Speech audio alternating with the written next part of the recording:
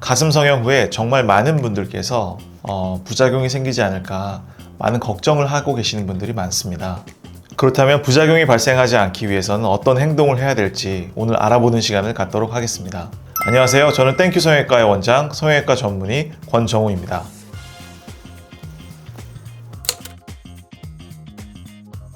저는 아니라고 생각합니다.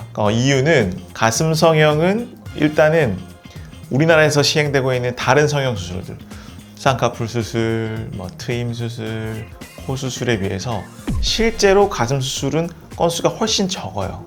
적은데 이 가슴 수술을 하시는 분들은 일단 우리 인체에 들어갈 수 있는 보형물 중에서는 거의 가장 큰 보형물이 들어가죠. 그렇기 때문에 잠재적으로 이런 실리콘 보형물에 대한 걱정, 이런 것들이 기본적으로는 어느 정도 있는 분들이세요.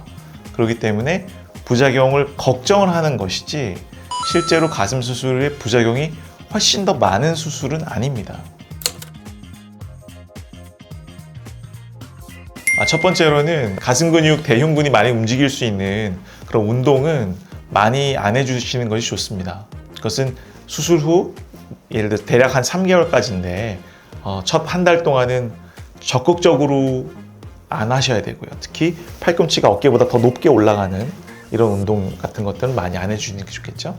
무거운 걸 든다거나 이런 운동은 안 하시는 게 좋겠고, 수술 한 달 동안은 절대 금지하고, 한 달부터는 팔의 관절 움직임의 가동 범위를 점점점 늘려나가는 거예요. 그래서 3달 이후부터는 수술 전처럼 똑같이 모든 걸 다 하셔도 됩니다. 한 달째까지는 하지 말고 한 달부터 3달까지는 서서히 늘려가다가 3달부터 괜찮다고 판단이 들면 이제 제대로 원래대로 진행하는 거, 이렇게 생각하시면 될 것 같고요. 특히 또 안 좋은 것 중에 하나는 많은 분들은 똑바로 누워 자라고 하면 잠을 못 잔다고 하시더라고요. 그래서 옆으로 누워 자도 되냐요? 라고는 질문을 굉장히 많이 받는데, 옆으로 누워 자는 것도 별로 좋지 않습니다. 왜냐면 가슴 보형물이 이 흉곽의 형태를 이렇게 계속 누르면서 모양이 바뀔 수가 있거든요. 그래서 보형물이 안에 위치한 공간 안에 딱 위치하고 그 안에서 캡슐이 형성되면서 딱 안전하게 마무리가 되어야 되는데, 이게 캡슐이 형성되기 전에 보형물이 많이 움직이다 보면은 보형물이 있는 공간이 넓어지게 되고, 그러면은 의사 선생님이 예측했던 것보다 더 넓은 쪽에서 가슴이 막 왔다 갔다 하는 일이 생길 수가 있어요. 그래서 옆으로 누워 자는 것도 금지. 옆으로 누워 자는 거는 당연히 똑같이 한 달 동안은 절대 안 되고, 한 달부터 3달 동안은 옆에 이렇게 잡아주는 브레이지어를 하고 눕는 거는 괜찮을 것 같고요.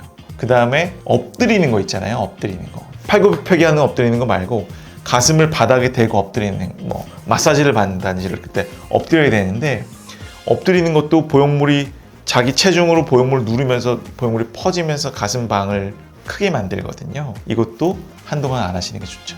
그 다음에는 보정 속옷을 수술 이후에 꼭 하셔야 되는데, 보정 속옷을 저는 한 달 정도는 꼭 하시고, 가슴에 변화하는 상태, 가슴은 한 달부터 3달까지 조금씩 모양이 바뀌거든요. 여러 가지 이런 방법들이 필요합니다. 그래서 보정 속옷도 담당 의료진이랑 상의를 해서 정해진 기간 동안 잘 착용하시는 것이 굉장히 중요해요. 이런 것들을 조심해야 보형물들이 원래 의사 선생님이 예측했던, 계획했던 그 자리에 있는 것이 아니라 위치 이탈, 보형물이 아래로 빠지는 경우도 있고요. 보형물이 충분히 안 내려와서 위로 있는 경우도 있고, 옆으로 가 있는 경우도 있거든요. 그래서 이런 위치 이상이 안 생기게 잘 할 수 있다, 이렇게 알고 계시면 좋을 것 같아요. 병원을 꼭 방문해야 하는 이상 상황은, 일단 우리가 가슴을 우리가 만졌을 때 본인이 기억하고 있던 촉감과 달라졌을 때 병원 내원하셔야 되고요.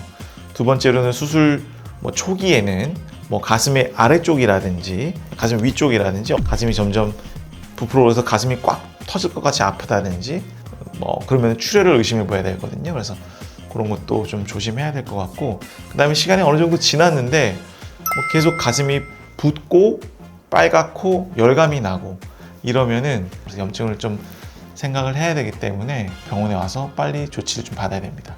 자, 오늘은 가슴 성형 이후에 꼭 지켜주셔야 될 행동들에 대해서 알아보았습니다. 앞서 말씀드렸듯이 가슴 성형은 부작용이 굉장히 많은 수술이 아니라 부작용에 대한 걱정이 많은 수술입니다. 너무 무서워하거나 주저하지 마시고 수술 후에 병원에 권고하신 것대로 지켜줄 것을 잘 지켜주시면 굉장히 안전하고 해피하게 남은 인생을 잘 지낼 수 있기 때문에 너무 걱정하지 마세요. 지금까지 땡큐 성형외과의 원장 성형외과 전문의 권정우였습니다. 감사합니다.